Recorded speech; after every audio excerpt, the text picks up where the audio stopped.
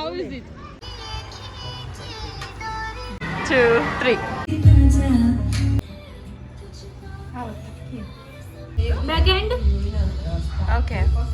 මම දැන් යන්න හදන්නේ දවල් කෑම ගන්න ගුජරාති ගෙදරකට. ඉතින් ගිහින් බලමු කොහොම වේද කියලා.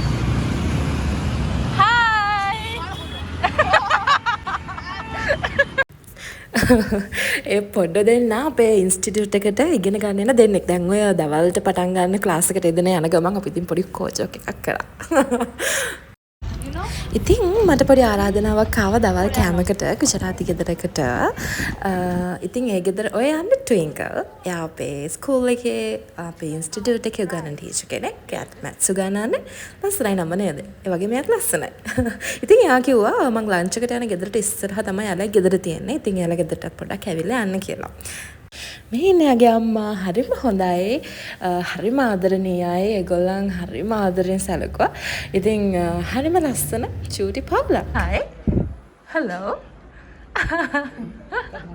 ඇත්තටම මම හිතපුවත් නැති විදිහට තරමට ඒගොල්ලන් මට ගොඩාක් ආදරෙන් සැලකුවා. ඉතින් බලන්නකො මට චාය එකකුත් හම්බ වෙනවා. හරිම රස චාය එකක්. මම චාය බොන්න හරිම කැමතියි. මොකද මෙහි චාය එක හරිම රසයි.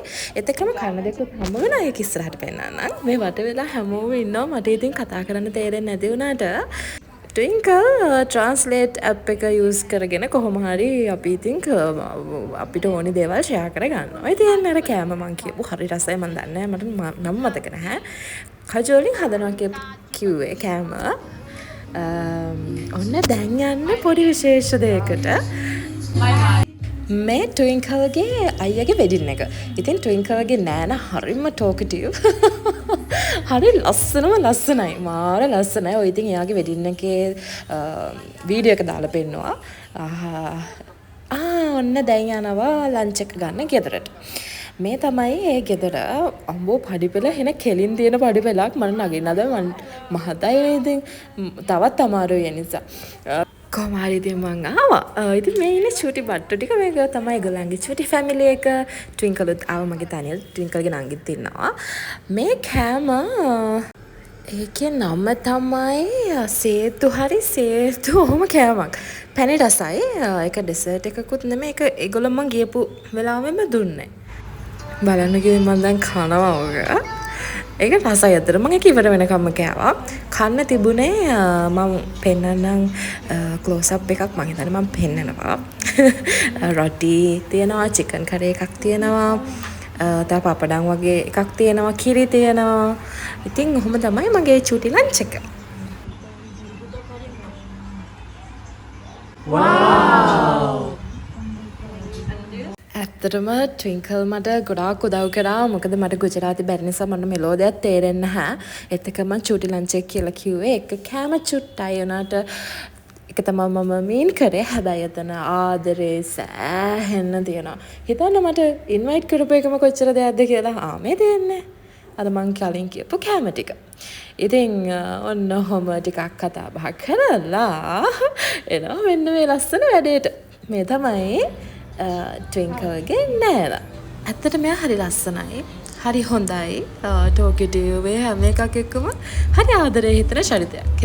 මම යාගේ මූණ පොඩ්ඩක් කවර් කරනවා. මොකද මම යාගෙන් පර්මිෂන් ගත්තෙත් නැහැ. මම හිතනවා ඒක හොඳයි කියලා. එහෙම කරපු එක මේ තියෙන්නේ ඔන්න එයා පටන් ගන්න යාගේ වැඩ. හරි ලස්සනට මෙහෙම දෙයක් එක කරනවා. හරි සියුම් තැන් හරි ඉක්මනට ගන්න මාර ටැලන්ටඩ් කෙනෙක්. ලස්සන වගේම හරි ටැලන්ටඩ්. ඉතින් බලන්නකෝ.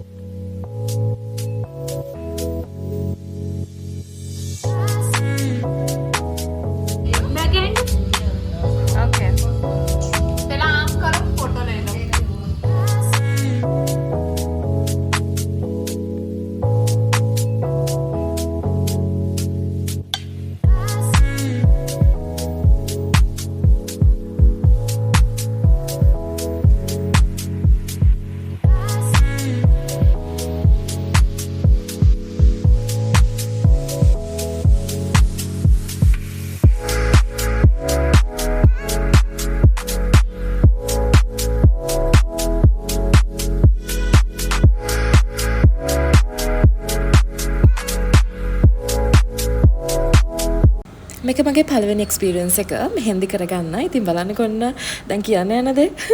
Parthiban says your smile is very pretty. Oh, thank you.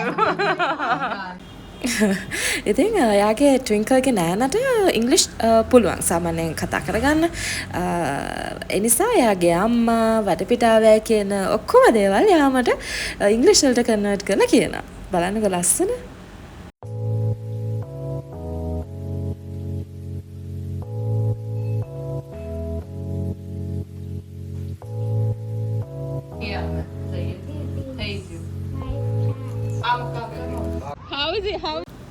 දැන් මම මේ මගේ මෙහෙන්දි ආර්ට් එක ඔක්කොටම පෙන්නලා ඒගොල්ලන්ගේ රියැක්ෂන්ස් කොහොමද කියලා බලන්න. මේ ඉන්නේ අපේ IT උගන්නන ටීචර්. ඊට පස්සේ මේ ඉන්නේ අපේ ඉන්ස්ටිටියුට් එකේ වැඩවලට උදව් කරන එක්කෙනෙක්. ඉතින් ඔන්නම තමයි ඒගොල්ලන්ගේ රියැක්ෂන්ස්. දැන් ඉතින් මගේ දවසේ වැඩ ඔක්කොම ඉවර කරලා ආමට කියන්න බැරිනානේ. මං ලන්ච් එකත් අරගෙන මෙහෙන්දි ආර්ට්ස්ුත් කරගෙන ඒගොල්ලන්ට බයි ටටා කියලා. හරි දුකෙන් තමයි ආවේ. හැබැයි ඉතින් ආයෙ එනවා කියලා පොරොන්දු වෙලා මං ඉතින් ආවා. ඔක්කොම හරි ලස්සනට දවස් අවසානේ මගේ හිත ගොඩාක් සතුටින් පිරලා තිබ්බ. හරිම ලස්සන දවසක්. ඒත් එක්කම මට මම ඉගෙන ගත්ත දේ තමයි අපිට සතුට වෙන්න, අපිට සතුටින් ඉන්න ලොකු දේවල් හැම වෙලේම ඕනේ නැහැ. චූටි දේවල් වලට පුළුවන් අපිට සතුට සැනසීම මේ හැම දෙයක්ම අරගෙන එන. ඉතින් මේ වගේ ලස්සන දවසකින් අපි ආයෙ හම්බ වෙමු. එතකන් ඔයා පරිස්සමට ඉන්න ඕනේ. අමතක කරන්න එපා.